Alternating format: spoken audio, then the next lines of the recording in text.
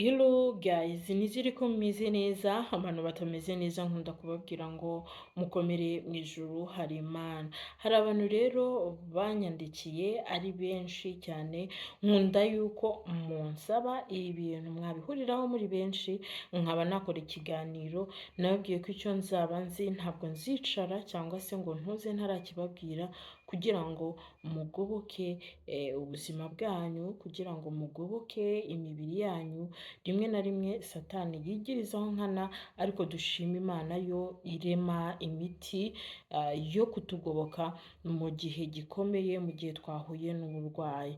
Kandi nanone mbere yo gutangira ikiganiro nkomeje kujya mpumuriza abantu bababaye. Nta ndwara idakira. Hari umuntu umbwira ngo ko mbabaye nzakira hashize igihe kingana iki? Ese uburwayi ko mbumaranye imyaka 10? Hari umuntu wambwiye ngo mbese ngo infection inere ko nzimaranye imyaka 10 mbese zakira?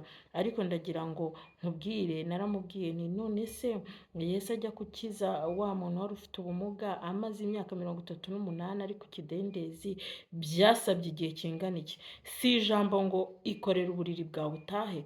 Nawe uyu munsi Imana yagukiza mu minsi 2. Ntabwo Imana iyo igiye gukiza umuntu yita ku gihe amaranye uburwayi. Wakira ibyo bintu.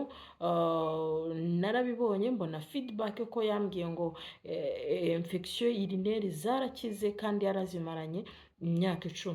Ni byiza rero ko uzajya ukurikira video yanjye ukayirangiza, ukamenya uko uwo muti utegurwa, kandi rwose ubuhamya burahari. Nawe utajya utanga ubuhamya, ndagusabye nkwinginga ngo niba ukoresheje umuti ugakira ukagufasha, ngwino utere abandi courage, sibyo? Narababwiye ngo iyo uje ukavuga ngo umuti narawukoresheje ndakira, bitera abandi courage yo kugira ngo bakoreshe. Ntabwo ndi hano kugira ngo nzane ibintu by'ibipapirano. Ni nayo mpamvu mujya mubona iyo mbajije ikintu inbox wanyandikiye kuri WhatsApp, wambajije kuri telefone, nkumva icyo kintu ntakizi, ntagifitiye ubuhamya, ntabwo nzigera nkubeshya kugira ngo ukomeze unkurikirane.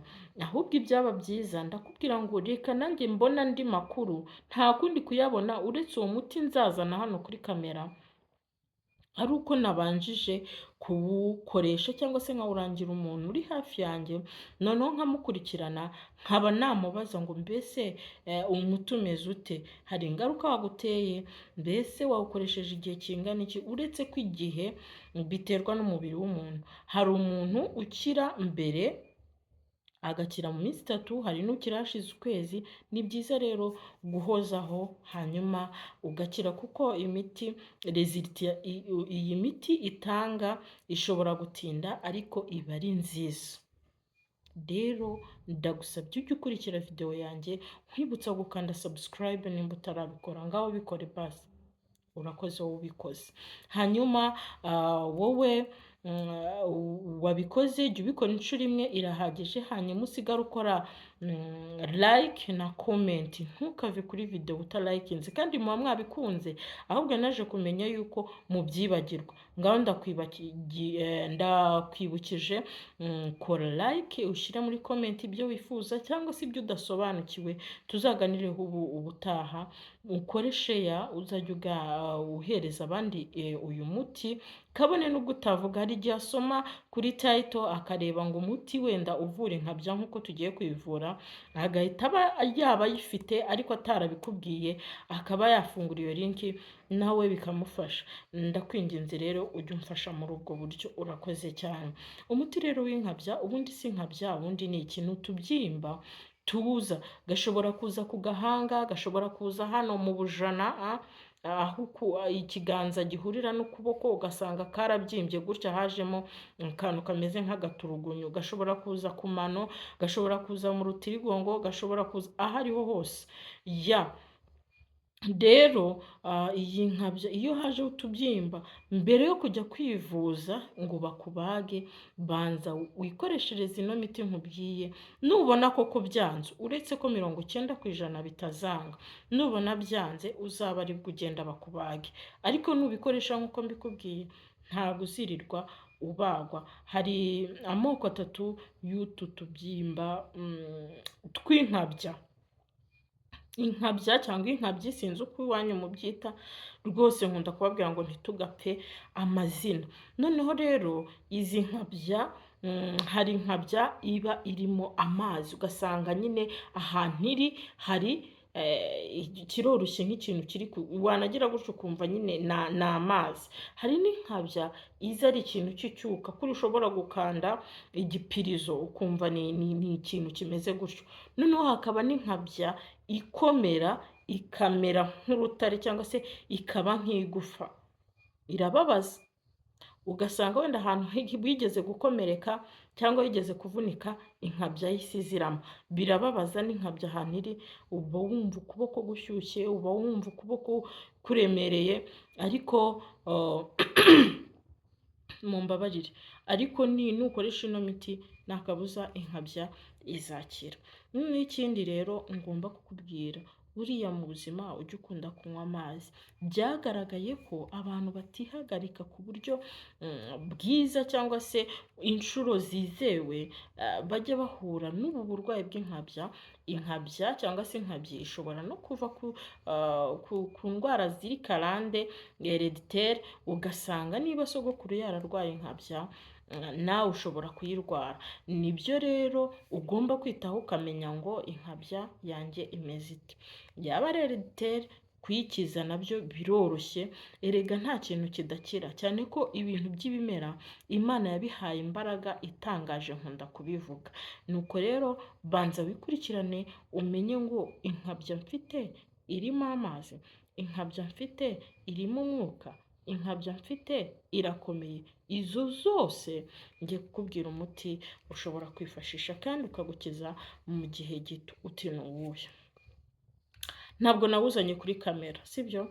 Ni ibitunguru bya puwaro, turiya dutunguru tw'umweru tureture tugira amababi maremare, muratuzi sibyo? Turatugura tugiye gushyira mu masombe, mu nyama, ibintu nk'ibyo ngibyo.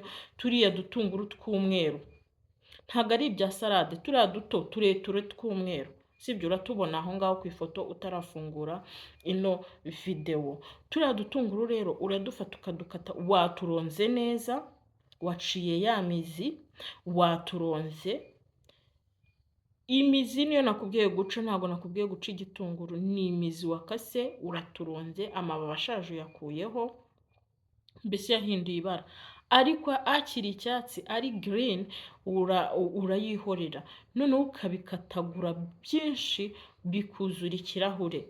Wenda tuvuge ikirahure gipima amazi inusu, grama 500, sibyo? Noneho ukuzuza ibitunguru bitarimo amazi, ukabyuzuza ikirahure. Noneho bya bitunguru byuzuye ikirahure ukabifata ukabiteka mu mazi ya litiro iminota 5. Ariko kugira ngo amazi abanze ashye, byaba byiza ubanje guteka amazi kugira ngo ataza kuba adahiye ku kigero cyiza. Noneho habura iminota 5 ugafata bya bitunguru wakase ukabishyira mu mazi. Noneho iyo wamaje kubishyira mu mazi urabibiza iminota 5, ukayungurura bisanzwe. Hano ukazajya ufata ikirahure kimwe mu gitondo, ikindi ku manywa, ikindi nijoro. Ubwo ni 3 ku munsi. Ariko muri ako 3 ukabikora iminsi 2 mu cyumweru. Mbese ukirenza iminsi 2 ugakoresha uyu muti, iminsi 2 ukabikora ukwezi, uhita ubona impinduka. Wabona uri gukira ugakomerezaho, sibyo? Ugakomerezaho, uhita ukira burundu utiriwe ugenda ngo bakubage. Icyo si kimwe? Icyo ni kimwe. Ibi bintu nubikoresha bizagukiza. Kimwe nuko ushobora gufata ibyo bitunguru ukabibrandinga cyangwa se ukabisekura, noneho icyo gikatsi cyabyo ukagifata ukacyomeka ku nkabya ahantu iri n'agatambaro kameze neza utaziritse cyane, noneho ukabimazaho amasaha 2 ukabikuraho. Nabyo bizakubashisha gukira iyi nkabyi cyangwa se inkabya bitewe nuko ubyita, sibyo? Noneho sasa niba ibi ngibi se udashobora kubibona, hari igihe ushobora kuvuga ngo ibitunguru ntabwo nshobora kubibona, ariko nkwibutsa ngo ibitunguru ntabwo bijya bipfa kwanga kwera ahantu hose. wari uzi ko niyo utaba ufite ifumbire y'imborera, ivu rishobora gutuma utu dutunguru twera cyane cyane cyane niba ukoresha amakara.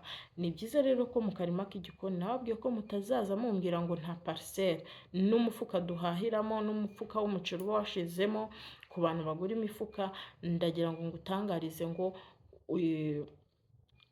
ibitunguru byakweramo amashu, dodo, ibintu namwe mujye mureka ubute, mutere imiti iwanyu izajya ibagoboka. N'imiti, umuti uba uri hafi yawe nuko tuba tutabizi. Hari uwundi muti rero uvura inkabya ku kigero cyo hejuru bita umuyogera. Sinzi rero niba mwebwe muwuzi, nawushatse ngenda wubura, ariko reba kuri iyo foto utarafungura ino video, akatsi kazamuye gafite uturabyo tujya gusa umuhondo dusa nkaho ducuramye, sibyo?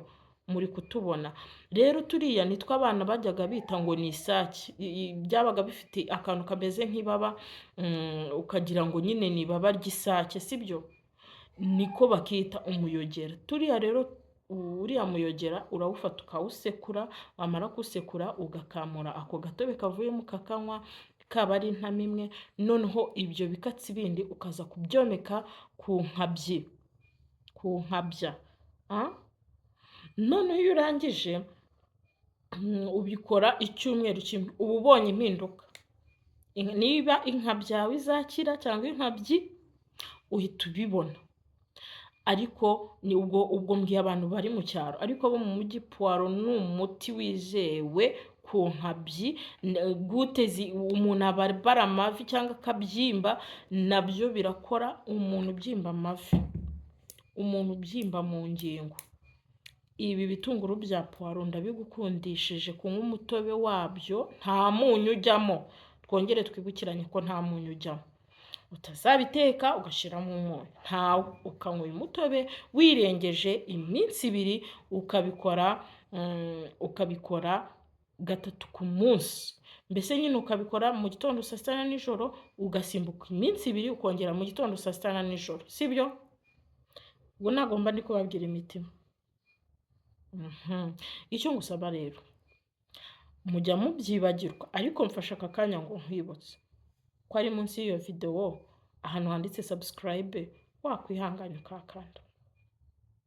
Urakoze wowe ubikoze, Imana ihira ikiganza cyawe. Ngaho kanda na like.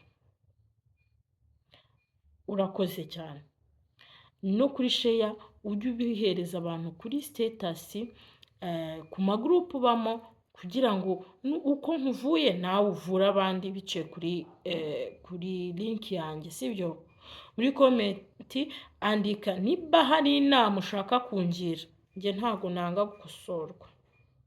Niba hari icyo ushaka kumbwira muri comment, nimba ari ugushima, ushime, biranshimisha. Niba ushaka gukanda akanyenyeri, nabyo bijya bibaho, nimero mba nayitanze. Kandi ni naho mbariza ibindi bintu byose ujya wifuza kumenya. Hari umuntu uba ufite uburwayi buri unique cyangwa se bwihariye, uba udashaka kuvugira muri comment, ariko ukampamagara cyangwa ukanyandikira kuri WhatsApp, bikaba byiza. Urakoze rero, mwivure. Imana yaduhaye ibintu bizajya bitugoboka. Satani ntakabice nabi ngo muhere mu burwayi, kandi Imana yaratanze imiti, sibyo? Ndabakunda, Imana ikandusha.